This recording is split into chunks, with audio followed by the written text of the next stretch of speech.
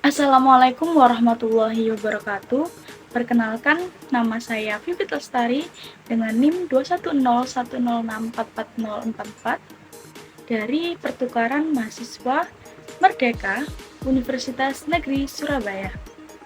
Di sini, saya akan mempresentasikan mengenai infografis yang telah saya buat mengenai 4 langkah untuk meningkatkan kualitas perpustakaan di sekolah dasar.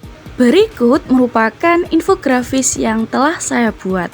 Setelah ini, saya akan menjelaskan tiap poin langkahnya. Selamat menyaksikan. Baik, untuk infografis yang telah saya buat berjudul 4 langkah untuk meningkatkan kualitas pendidikan di sekolah dasar. Untuk langkah yang pertama adalah sirkulasi perpustakaan. Apa sih sirkulasi perpustakaan itu? Sirkulasi perpustakaan adalah proses peminjaman dan pengembalian buku atau bahan pustaka lainnya oleh pengguna perpustakaan. Dalam sirkulasi perpustakaan ini terdapat 4 tahap.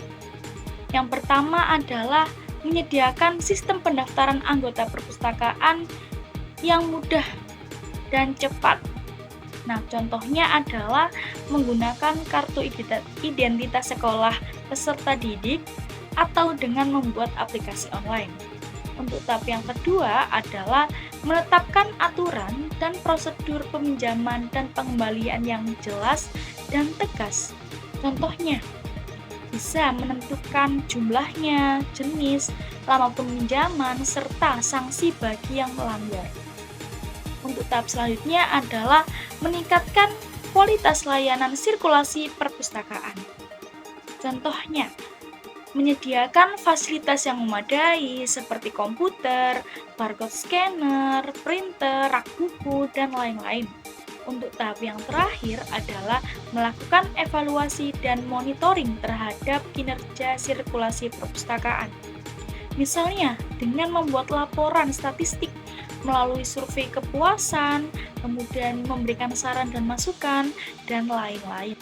Langkah yang kedua adalah penataan buku dan pemberian label. Apa sih penataan buku dan pemberian label itu? Penataan buku dan pemberian label merupakan proses pengelompokan dan penempatan buku maupun bahan pustaka lainnya berdasarkan klasifikasi atau kategori tertentu. Nah, di sini terdapat 3 tahap. Untuk tahap yang pertama adalah memberikan label atau tanda pada buku maupun bahan pustaka lainnya yang mencantumkan informasi buku.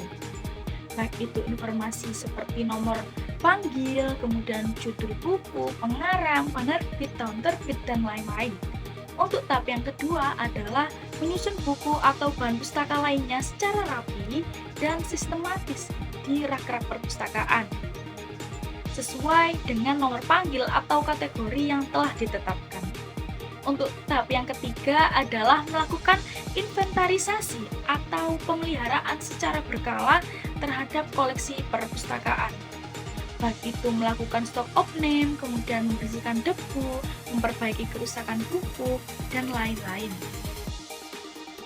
Langkah yang ketiga adalah membuat program digitalisasi perpustakaan. Di sini terdapat 5 tahap. Yang pertama adalah analisis kebutuhan buku yang akan dimasukkan pada perpustakaan digital. Nah, sebagai seorang pustakawan, kita harus menentukan jenis buku apa saja sih yang bisa dimasukkan dalam perpustakaan digital ini. Baik itu buku-buku pelajaran, buku-buku cerita anak, dan lain-lain sesuai dengan kebutuhan peserta didik.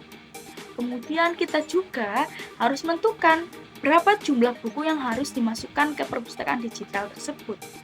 Dan yang terakhir, kita harus menentukan layanan apa yang diberikan pada digitalisasi perpustakaan tersebut. Contohnya adalah kita bisa memberikan layanan berupa peminjaman dan pengembalian buku. Untuk tahap yang kedua adalah menggunakan software atau menentukan software.